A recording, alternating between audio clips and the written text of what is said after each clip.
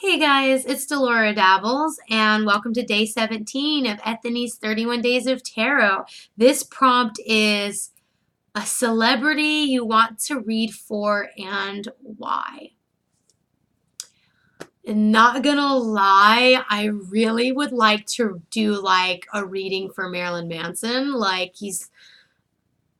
It's, I love his use of visual arts. I love um, the whys of what he does. Not just the fact that he is provocative, but the topics that he chooses to be provocative about, the sound of his music. Just, I have been enamored with his work since I was 13 years old. And I remember watching his interview with Bill O'Reilly. My dad was Fox News nut, and like he watched Bill O'Reilly religiously. And I remember seeing Marilyn Manson and going, Marilyn Manson's on Bill O'Reilly. I sat down next to my dad and was just like, and like that was the first time. It's like before Bill O'Reilly was just noise to me. I didn't really care. Sometimes I'd hear something he said and be like, oh, I didn't know that. As a kid, whenever you're watching the news, you think someone's telling the truth.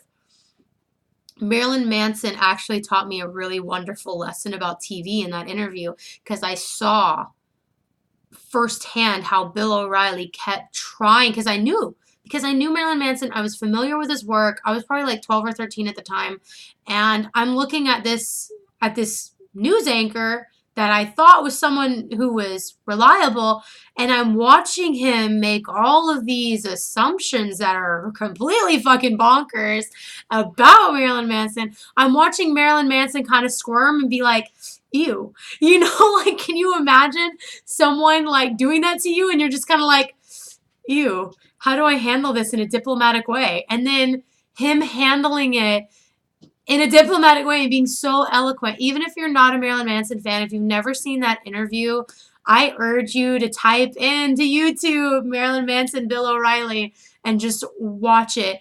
He does not let Bill O'Reilly twist his words around. He does not let anyone take what he said and turn it into something that it wasn't. He's very intelligent. And whenever I saw that, I was like, that was like, a really big deal for me for some reason that I can't exactly describe.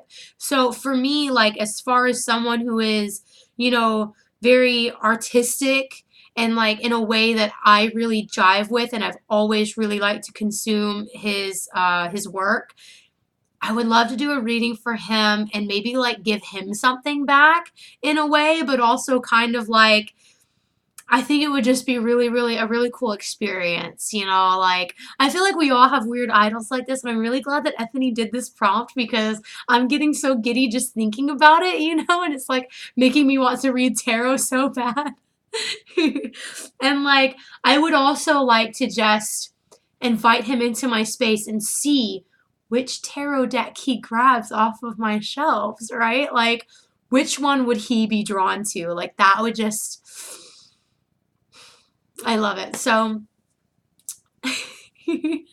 I'm not that much of a fangirl. I promise I'm not that much of a fangirl.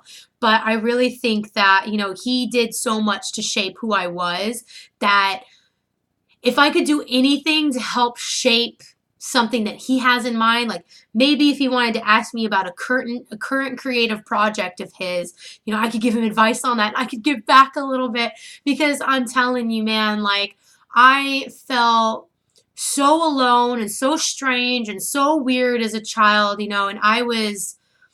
I've talked about this before, I think, with my Tarot Erotica deck by Lori Walls. It's very sexually explicit. I love that deck because it made me feel normal because I was sexualized early. And it's just nice to see some sexual imagery on something that is otherwise very not sexual. And for me, Marilyn Manson did something very interesting with music and his like album covers, his music videos. There's something really raw and primal, but not primitive. You know what I'm saying? Like it's raw and it's primal, but it's not primitive. It's very intelligently primal. And you don't see that very often. And the sexual imagery, drew me in a little bit. And like at first I was like, whoa, that's bonkers. This dude has titties. He's wearing an outfit that makes him look like he has titties. That's so, oh my God, that's so weird. Like, what is that? What is that? And then like the more I exposed myself to his work, the more I was like, whoa, he's more than just, oh wow, oh. And it was a comfort to me because I always felt like people didn't understand me. And so seeing other people talk about Manson, like, and just kind of like distort his work and take things out of context. It made me feel like a kindred spirit to him because that always seemed to happen at home all the time, and like whenever you're around abusive people will take your words and twist them around. They'll take something you do and make it seem evil when that was not your intention. They know it wasn't your intention. It's obvious that that's not what you meant, and they're going to run with it for fun, for their own psychotic entertainment.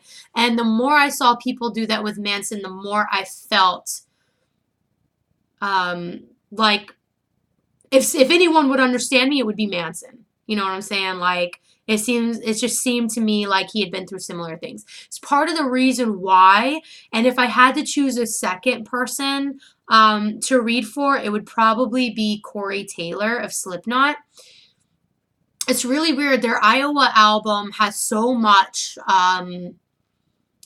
grit to it, but it was also a horrible time for the band and their own personal lives with drug abuse and everything. There was something very strange about in some of the songs how they personified drug abuse, that looking back and listening to those songs, because I haven't listened to the Iowa album since I was like 13 or 12. And listening back, I'm like, as an adult, I can see that they're talking about a drug habit. As 13-year-old me re-listening to this, it's making me think of the abuse cycle that I was living my entire life. Because the abuse cycle is also an addictive cycle because you're not addicted to the abuse. You're addicted to the cycle of someone being nice to you and being mean to you, being nice to you and being mean to you. And abusers know this. And so for me, on so many levels, it was like revisiting that was super interesting. And there's a lot of reasons why I love Cory Taylor, as, this metal music icon, this man's man kind of rocker dude. He came out and talked about having been sexually molested. Whoa, like that's amazing. And like, even though I was sexualized by another child, I don't want to say I was molested because it wasn't that crazy and violent or disgusting of an experience. This child was being molested by an adult, and they acted their abuse out on me because that's what children do when they don't understand what's happened to them. They will repeat the behavior. For instance, my sister Sarah liked to play teacher. She liked to play school teacher, and she would beat us. Come to find out, her teacher at school was beating the children and putting her hands on the children. So she was replaying that abuse out so that she could better understand what was going on. Because that's what children do to understand things. They will repeat it. So even though it's not the same, just to see someone like Cory Taylor talk about it, it was like, well, if Cory Taylor can talk about it, I can talk about it. And I can feel empowered in talking about it because that's just another thing that, some of these great, amazing people in my life have taught me, and they're all artists. And I'm noticing I have a thing for music that I didn't realize that I have. I don't play music, but apparently I listen to a lot of music, and I follow certain people because my previous one, 15, Pop Culture Tarot Icon, had a lot to do with music too. So that's interesting. Thank you, Ethany. All these things have made me realize how much of an impact music has made for me and the musicians themselves have made for me.